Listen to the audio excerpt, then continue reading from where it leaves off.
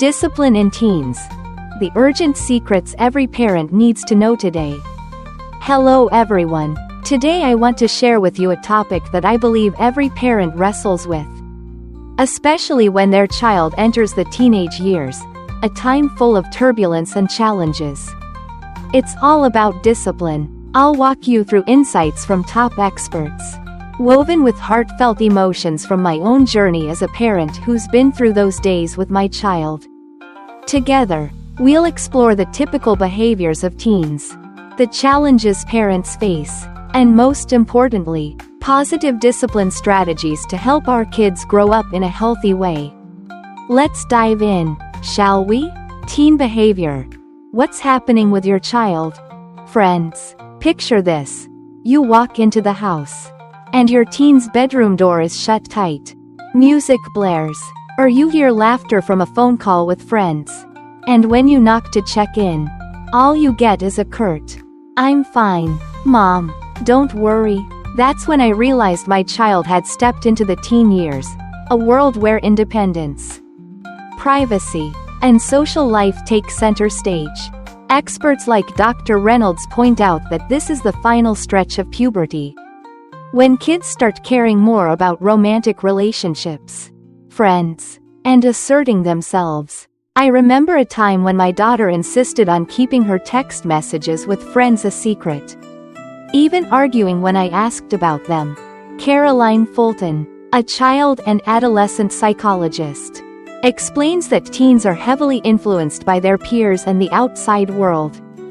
They want to test limits, make their own decisions. One day, I caught her sneaking out to hang with friends after I'd said no, and I wondered, what do I do? Is this normal? Turns out, it absolutely is. Breaking rules, arguing, or even a little rebellion, it's all a natural part of their growth.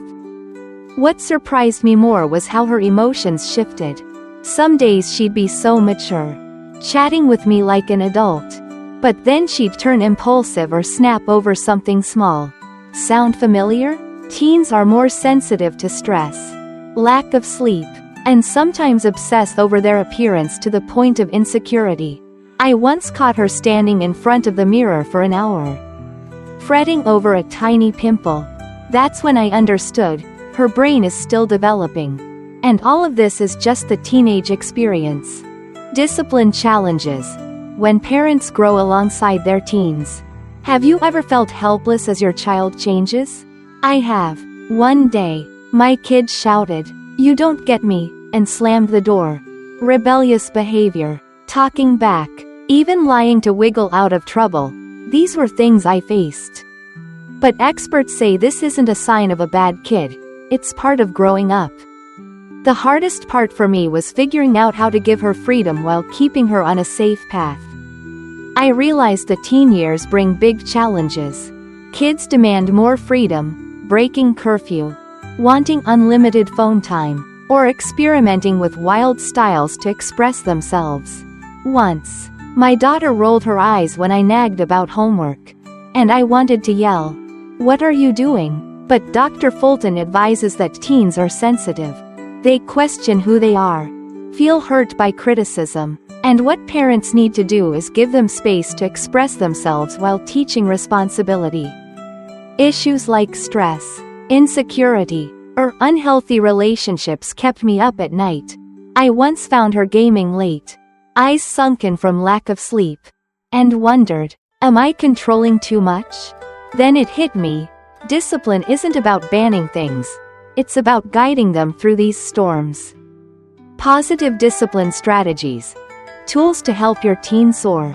Now, let me share what's truly worked for me. Discipline isn't about punishment, it's about teaching life lessons. I used to think yelling or banning things would make her listen. But no, it just pushed her away. Positive discipline changed everything. I learned to be firm and consistent, yet fair and reasonable. For example, once she forgot her homework and got a bad grade. Instead of scolding, I let her face the consequence, going hungry without a packed lunch or shivering without a jacket. She grumbled, but she learned to take responsibility. Friends, That's the magic of positive discipline. It doesn't scare them, it helps them grow. Here are the strategies experts suggest. Ones I've tried and seen succeed. Open dialogue. Listening to understand. I started talking to her more, not judging.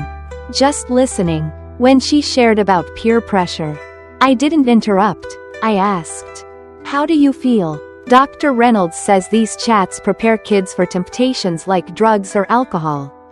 And it's true, she began trusting me more. Opening up when she struggled. Praise and rewards. Motivation from love. When she aced her math test, I didn't just say, "Good job." I took her out for her favorite meal. Dr. Reynolds says recognizing effort is a powerful way to encourage positive behavior. Try it. A well-timed compliment can light up their day. Consistent rules. Clear boundaries. Lasting love. We sat down together and set simple rules. No phone after 10 p.m. Home by 8 p.m. She chimed in. I adjusted. And when she broke them, the consequence was clear, like losing TV time for a day. It showed her freedom comes with responsibility. Taking away privileges. Learning to value what they have. Once she snuck phone time past curfew. I didn't yell, I quietly took it away for 24 hours. She was mad, but later apologized and shaped up. Dr. Reynolds is right. Limiting privileges teaches them to appreciate what they're given. Natural consequences. Letting them feel it. When she didn't study and bombed a test, I didn't bail her out. She was upset, but next time she hit the books on her own. Dr. Fulton says letting them face natural outcomes teaches profound lessons. Taking responsibility. Fixing what's broken.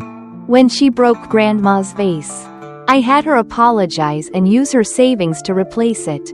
She learned her actions affect others. And I saw her mature through each mistake. Avoiding power struggles. Calmness is strength. Once she yelled, "You're unfair," when I said no to a late hangout. I took a deep breath and said, "I get that you're upset. But this is the rule." I didn't argue. And she came around. Dr. Fulton's right. Staying calm keeps your authority intact without hurting them. Offering solutions. Finding a way together. When she fought with a friend and got called out by her teacher, I asked, "What do you think you should do?" She suggested apologizing. I added writing a note. We picked a solution together. And she felt respected. It turns mistakes into learning moments. Dear friends, disciplining teens isn't easy, but it's a journey worth taking. With patience and love, I believe we can help our kids grow strong and confident. Try these ideas, and let me know if they work for you. Wishing you all joy with your beloved kids.